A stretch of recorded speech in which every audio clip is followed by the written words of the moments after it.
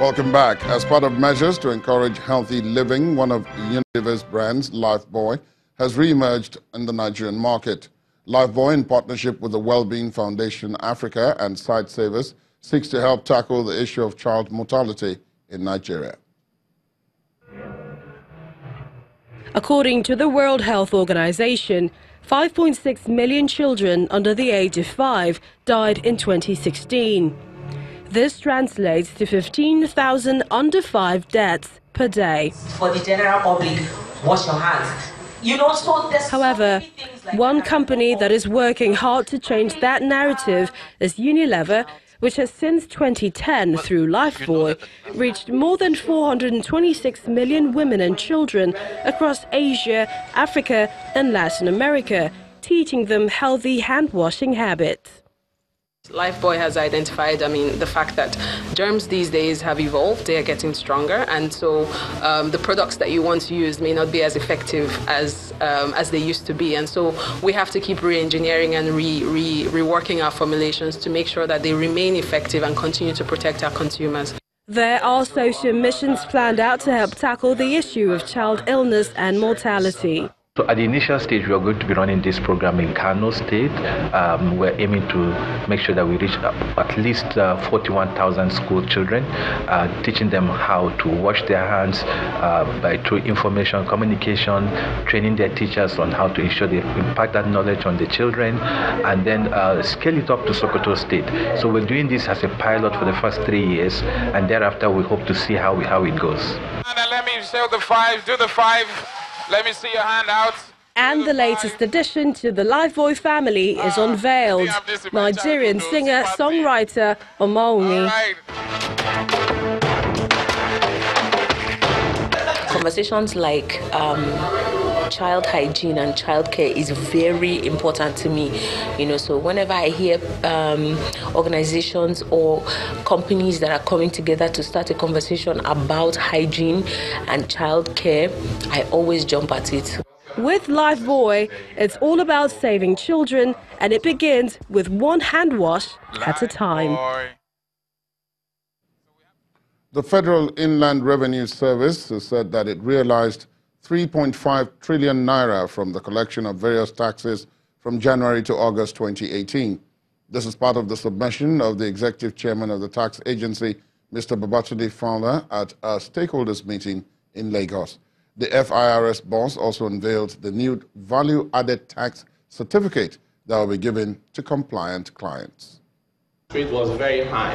How did they get there? With over 2.5 trillion naira realized by the Federal Inland Revenue Service from the collection of various taxes from January to June 2018, the FIRS is once more convening a stakeholders meeting to discuss burning issues in tax administration in the country. But first, a progress report from the tax boss. Between January and August, we have done 3.5 trillion, which is over 1 trillion over the same period of 2017. On paper, it looks good. But the main issue I wanted to point out here is that the majority of taxpayers that are accounted for this revenue have not changed. Ensuring that more Nigerians coming to the dragnets of the FIRS is a major task. But another area of concern is the remittance of value-added tax. The number of businesses were not even registered taxpayers, and they were collecting VAT. We're going back the old school way, and I'd just like to publicly display this. This is a new VAT certificate, which will be given to all taxpayers, and we expect them to display it in their places of business. For participants here, it's a welcome development that the agency is accountable, and they also commend some of the new initiatives. Technology initiative is well appreciated. The most responsibility withholding tax automation, I think if that really is done, it will ease a lot of the pressures on taxpayers. And of course, the new regulations that were issued. They can't do it alone. We all recognize that the country needs more revenue, and FIRS have been taxed with that objective. But engaging with the stakeholders to identify the issues, to make it easier for taxpayers to comply with tax laws, I think that's a good way to go. we hope that all the issues that have been raised, that they're able to take it on board.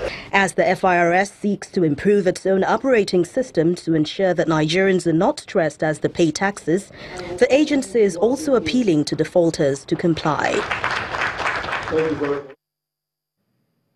And from there, we're going to the business news of the day. Here is Anne Wanwudu.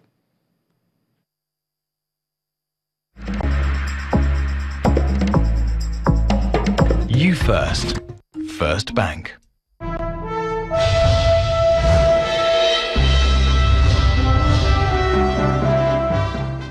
Thank you, Ladi, and welcome to Business News.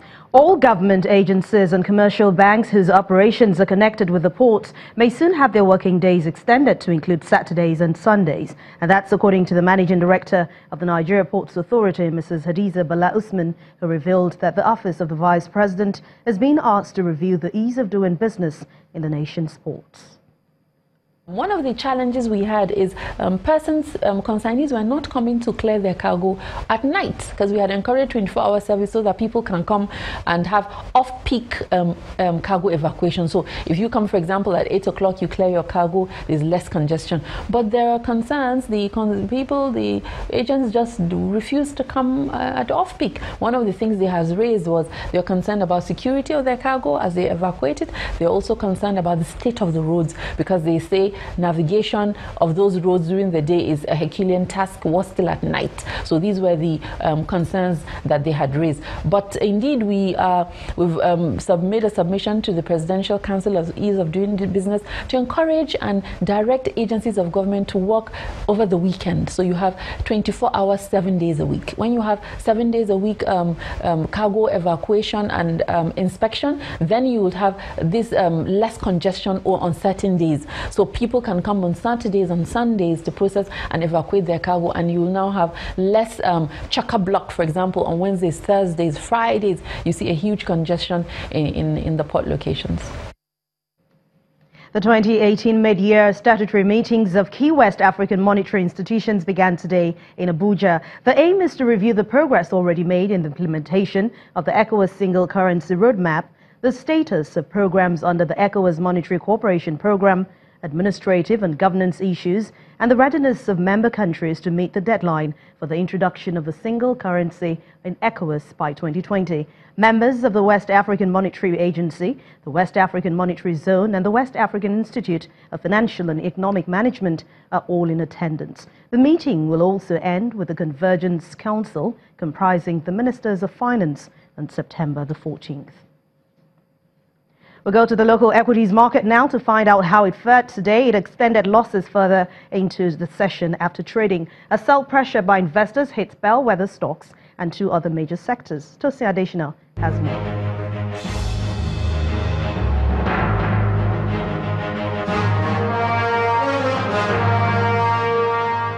Hello and welcome to the Stock Market Report. The bears maintained a firm grip on listed equities at the Nigerian Stock Exchange for a third session in the new month, as sell-offs dominated three key sectors of the market.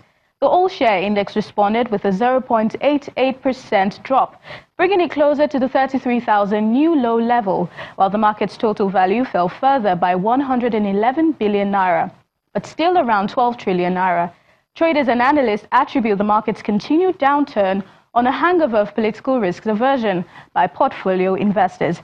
Meanwhile, the price chart ended Thursday negative, with 31 losers led by WAPIC against 19 gainers led by FITS in healthcare, while GT Bank is the highest contributor to over 154.64 million shares traded today. That was the Stock Market Report. I'm Tosin Additional.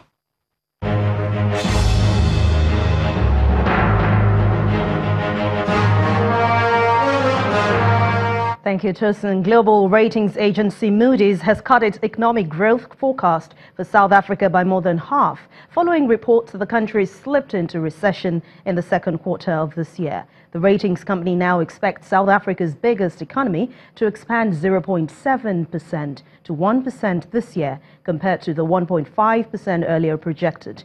Moody's Vice President Lucy Villa says the weaker-than-expected economic performance adds to the fiscal and monetary policy challenges posed by the depreciation of the rand against the dollar this year. A downgrade by the rating agency scheduled to be announced on October the 12th could see a sell-off in the country's local currency bonds. Across the world, they have all closed negative across board with the second consecutive day this week amid concerns of potential new U.S. tariffs on China and more losses from tech giants. Let's see the closing figures for today.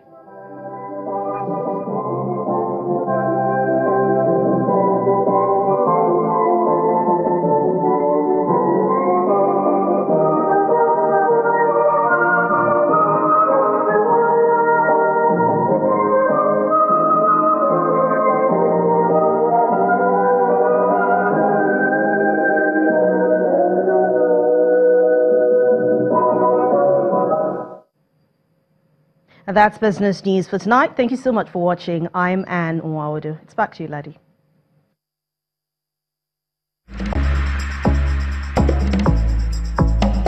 You First. First Bank. Thank you, Anne. The Anambra State government, through the Ministry of Works and the Anambra State Road Maintenance Agency, is fixing the Nibo Umuawalu Road, recently destroyed by erosion.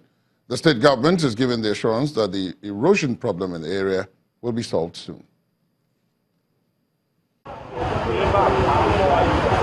heavy downpour is the reason this Nibo Umuawulu Road in Anambra State is in this condition. The collapse of the road has left the residents helpless. Although members of the community are thankful that no life has been lost, except for damage to vehicles, the tortuous way of accessing the road is taking its toll on them and other road users.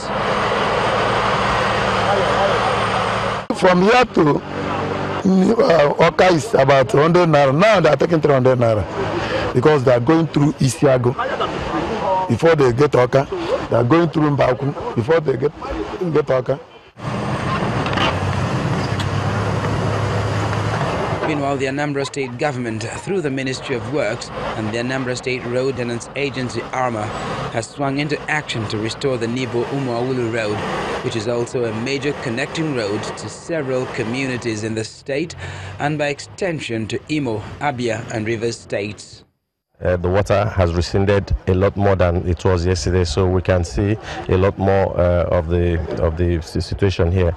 But you can see we are standing on the culvert. You can see the excavator sitting on the culvert. So we're all taking all that into consideration, but we are immediately starting where you can see the materials are already being stockpiled. For the traditional ruler of the community, the assurance of a solution to the challenge calls for joy. Everybody have seen that it's not a rural road any longer, so this road needs to be worked on so that it will sustain the load. So, and I know that our governor will do it.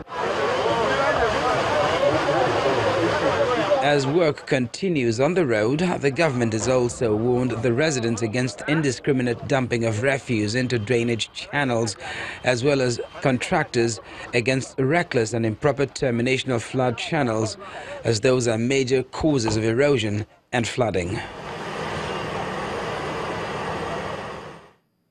Still ahead on the news at 10, Golden Eaglets qualify for semi-finals of West African Zonal Qualifiers of AFCON Under-27 or Under-17 Championship.